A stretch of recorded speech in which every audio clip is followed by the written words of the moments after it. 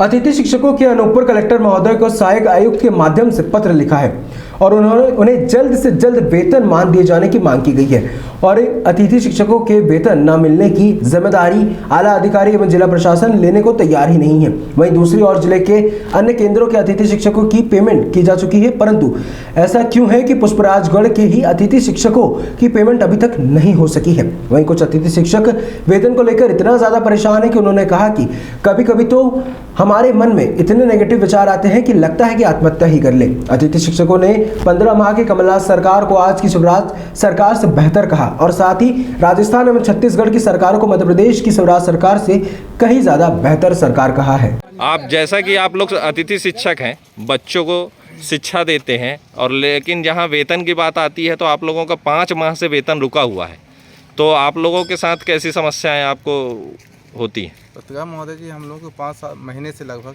जिस तरह से हमारी आर्थिक स्थिति चल रही है वो तो हम ही जानते होंगे। सरकार की कुछ फेलियर है। आज वर्तमान में देखा जाए तो पूरे मध्य प्रदेश में लगभग 15 साल से अतिथि शिक्षक कार्यरत हैं।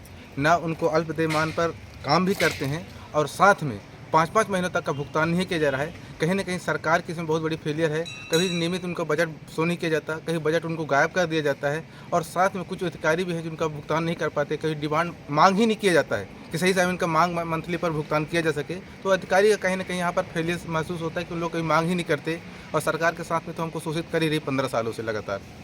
तो अभी आप लोगों के द्वारा आंदोलन किया गया था अतिथि शिक्षकों का जो संघ है, तो उसमें आप लोगों को शायद कहा गया था सरकार के द्वारा कि आप लोगों के हित की बात की जाएगी, आप लोग फिर उसके बाद अपना आंदोलन वापस लिए। आपको क्या लगता है कि सरकार आपकी बातें मानेगी और आपको नियमितीकरण करेगी अतिथि शिक्षकों का? जैसे कि आपने पूछा कि नियमितीकरण के संबंध में, इससे पूर्व हमारे हित में जो कांग्रेस सरकार थी 25% का उन्होंने एक अंक दिया गया था कि 25% आपको दिया जाएगा, लेकिन जैसे बीजेपी सरकार आई उस 25% का कहीं ना कहीं कुछ लाभ नहीं मिला। वर्तमान में देखा जाए तो नियमितीकरण से संबंधित सरकार के पास कोई नियम रेगुलेशन नहीं है। हमने देखा है कि ऑनलाइन माध्यम से पत्रों से राजस्थान में कुछ सरकारें रहीं, छत्तीसगढ़ में कुछ सरकारें रहीं, अन्य सरकारें भी रहीं, जैसे पंजाब की सरकार रही, कहीं ना कहीं शिक्षा के रूप में बहुत बड़ी अच्छी योगदान रहा। लेकिन वर्तमान स्थिति देखा जाए तो सिर्फ नियमों पे चल रहा है मध्य प्रदेश, लेकिन कार्यों पे नहीं चल रहा है। सिर्फ क्वालिटी नहीं है, सिर्फ क्वांटिटी की बात हो रही है शिक्षा के विभाग के क्षेत्र में देखा जाए तो जैसे हमारे प्रदेश के मुखिया जो हैं वो अपने आप को बच्चों के मामा कहते हैं, तो आपको क्या लगता है कि मामा आपकी बात सुनेंगे कभी कि नहीं सुनेंगे? मुझे ऐसा लगता है कि अपने आप को मामा साबित करना कोई मामा नहीं बन सकता। मामा के साथ में एक दूसरा रूप भी होता है जिसे बोलते हैं कंस मामा। तो शायद वो मामा तो होते तो डबल माँ के बराबर होते, तो अपने बच्चों की इस तरह के हित चाहते। मुझे लगता है कि उसके पीछे जो जुड़ा हुआ नेम कहते हैं कंस, तो कंस से लग सकते हैं लेकिन वास्तव में मामा नहीं सकते, क्योंकि यहाँ जो शिक्षा अभी वर्तमान में हम आपको बता दें कि जैसे पेपर लीक हुआ, ये सब चीज़ें बोनस मिस फेलियर हुई हैं 12वीं कक्षाओं में, तो कहीं ना कहीं बहुत सारी चीज़ें त्रुटियाँ हैं, उनको गिना नहीं करते। हमारा एक ही मांग है कि हमारा समय भुगतान हो जाए, 9,000 में मिल रहा हो 9,000 मिल जाए, इससे हमसे ज़्यादा और कुछ नहीं है।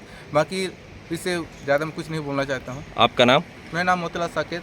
आप कौन से स्कूल में? मैं लखौरा में हूँ। पद? मैं वर्ग 1 का टीचर हूँ।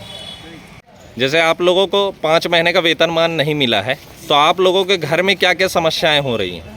सर, हमारे घरों में इस समय इस प्रकार समस्या हो रही है कि हम जो है कहीं हल्दी, मिर्चा, मसाला, तेल, साबुन, निरमा जो भी आवश्यकताएं हैं हमारी, तो वो आवश्यकताएं बिल्कुल इतना दयनीय हो चुकी है कि हम कर्ज लेकर के जो है कर्ज में डूब चुके हैं। अब दूसरे व्यक्ति जो है कर्ज देने के लिए जो है इनकार करता है, हमको देख लेता है तो पहले से मना कर देता है कि कर्ज ना मांगे करके। इसलिए इस प्रकार से हम जो है आज अर्थव्यवस्था में जो है डिगमगाए हुए हैं कि हम कुछ कर नहीं सकते हैं ना। यहाँ तक अनूपपुर तक आने तक के लिए भी हमारे पास साधन नहीं, दूसरे से कर्ज लेकर के यहाँ तक पहुँच पाते हैं। ये तो हमारी आपकी आवश्यकताओं के लिए, दैनिक मूलभूत सुविधाओं के लिए, बच्चों के साथ भी, बच्चे आपके होंगे, पढ़ते होंगे, उनको क्या क्या सुविधाएं होती हैं? बच्चे तो नहीं हैं सर, लेकिन माँ हैं, अनाथ हैं, वो भी परेशान रहती हैं, बीमारी से हरदम जो है जूझती रहती हैं। उनके लिए टेबलेट के लिए भी व्यवस्था नहीं है हमारे पास, और अब क्या बताएं।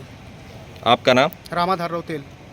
आप लोग यहाँ सभी लोग आज आए हुए हैं अपनी शिकायत को लेके, आप लोगों का मुद्दा क्या है? मुद्दा पेमेंट का है सर। कितने महीने से आप लोगों को पेमेंट नहीं मिली? हमारा पेमेंट सर माह नवंबर से लेकर अभी मार्च अप्रैल तक नहीं मिला, ये मार्च तक नहीं मिला सर। और तो फिर आप लोगों के यहाँ एग्ज़ाम भी अभी हो रहे होंगे? जी, एग्ज़ाम भी है सर, डेली स्कूल भी जाते हैं सर, दूर दूर से हम लोग लगभग 25 किलोमीटर दूर से स्कूल जाते हैं सर। अच्छा, और डेली स्कूल जाते हैं सर। तो एग्ज़ाम प्रभावित नहीं हो रहा है आप? प्रभावित सर, अब अपना जिम्मेदारी समझ के हम स्कूल जाते ज़रूर हैं सर, लेकिन पेमेंट की यदि बात करें सर प्रिंसिपल से या बीओ से कई बार अवगत करा सर। जहाँ तक विजय डहरिया एसी से, उस समय मैडम से तो नहीं मिले थे सर, विजय डहरिया सर को भी हम अवगत कराए सर, लेकिन हमारी कोई भी समाधान नहीं हो पाया सर आज तक। तो आप लोग लगातार स्कूल भी जा रहे हैं, बच्चों को पढ़ा भी रहे हैं और जी आप सर। लोगों को वेतन नहीं मिल रहा है। नहीं मिल रहा है सर। आप लोगों का घर कैसे चलता होगा? घर बहुत आर्थिक संकट से जूझ रहे हैं सर, ऐसा लगता है कि मर जाएं। हमारे बीवी बच्चे हैं सर, बच्चे भी कहीं ना कहीं पर हमको उनसे भी क्या करें सर, हमको कोई ना कोई बहाना बना के टालना पड़ता है सर। तो कभी कभी तो ख्याल आया होगा कि हम छोड़ दें, न जाएं बच्चों को पढ़ाने? बिल्कुल ख्याल आ रहा है सर, ऐसा लग रहा है कि अब क्या करें हम। बेरोजगारी है सर, रोजगार में जरूर जुड़े हैं सर शिक्षा विभाग में। ऐसा लगता है हमको बहुत गर्व फील होता है सर कि हम बच्चों को शिक्षा देते हैं, लेकिन कहीं ना कहीं पर हमको निगेटिव थिंक भी आता है सर कहीं कहीं पर। तो एक तरफ सरकार जो है, राज्य सरकार विकास यात्रा चला रही है और आप लोगों के साथ वेतन आपको भी नहीं मिल पा रहा है। विकास यात्रा को मेरे को नहीं लगता सर वो विनाश यात्रा ही है, क्योंकि विकास यात्रा में समस्या का समाधान होना चाहिए सर। वो एक तरह से विनाश। तो आप लोग क्या कहना चाहते हैं? कहना यही चाहते हैं सर, जो भी अधिकारी कर्मचारी जो हमारे अधिकारी हैं जिनका अधिकार क्षेत्र में है, यदि वो इन चीज़ों से, जैसे हम गेस्ट टीचर सर इतने महीनों से जो आर्थिक स्थिति से जूझ रहे हैं, उन पे कोई भी ध्यान दिया नहीं जा रहा है उनके माध्यम से, तो मैं कहता हूं कि उनको जो भी पद है उनको निष्कासित किया जाए, बर्खास्त कर दिया जाए। आपका नाम? मेरा नाम केवट प्रसाद बनावल सर। आप लोग यहाँ ज्ञापन देने पहुँचे अपनी शिकायत को लेके, जी आप सर। लोगों की क्या परेशानियाँ हैं? जी 5 महीने से पेमेंट नहीं मिला है सर हमको। अच्छा, तो आप कौन से स्कूल में शिक्षक हैं? मैं शासकीय उच्चतर माध्यमिक विद्यालय खाटी में हूँ फिलहाल। और आप किस पद पर हैं? अतिथि शिक्षक वर्ग 1। वर्ग 1 में हैं आप? जी, कौन सा विषय देखते हैं? इंग्लिश। और आपकी क्या कारण है कि आपकी वेतन अभी तक नहीं आ पाई है? बजट नहीं है करके बताते हैं सर, ग्लोबल में नहीं है करके बोलते हैं। हमारा शो नहीं कर रहा है, मतलब कंप्यूटर में शो नहीं कर रहा है करके बोल रहे हैं। और इसके पहले 5 महीने पहले तक आपको पेमेंट मिलती थी पूरी? जी 5 महीने पहले मिलती थी। अच्छा, तो ये आप किसकी गलती मानते हैं? जी बीओ साहब की। बीओ कौन थे? बीओ साहब ये पुष्पराजगढ़, बीओ पुष्पराजगढ़। नाम? श्री भोग सिंह मरावी। अच्छा, तो उनके पास आप लोग गए थे अपनी शिकायत को लेकर? जी मतलब गए नहीं हैं सर, कई बार उनसे मिले हैं हम। अच्छा। और एक मतलब मानवता, एक गांव बस्ती के तौर तरीके से उनको हाथ पैर जोड़कर सब कुछ किए हैं कि हमारा पेमेंट दिलवाइए करके। तो हमको यही जवाब दिया गया है कि मतलब बजट नहीं है, और बजट आ गया है तो अभी शो नहीं कर रहा है। अच्छा, जैसा कि मैं आप देख रहा हूँ कि आप शारीरिक रूप से भी वो हैं, दिव्यांग हैं आप, है ना? अभी सर हम 10 रुपये के लिए तक मुहताज हो रहे हैं। इसके से मांग के हम किराया करके हम स्कूल आते हैं, और यहाँ तक कि रिमीडियल क्लास भी लेने के लिए हमको बीओ साहब, एसडीएम साहब प्रेरित किए। हम बीओ मतलब रिमीडियल क्लास अटेंड किए सुबह 8 बजे से। इसके बावजूद भी हमको अभी तक मानदेय के लिए हम मतलब नहीं मिल रहा है, परेशानी जा रही है हमको।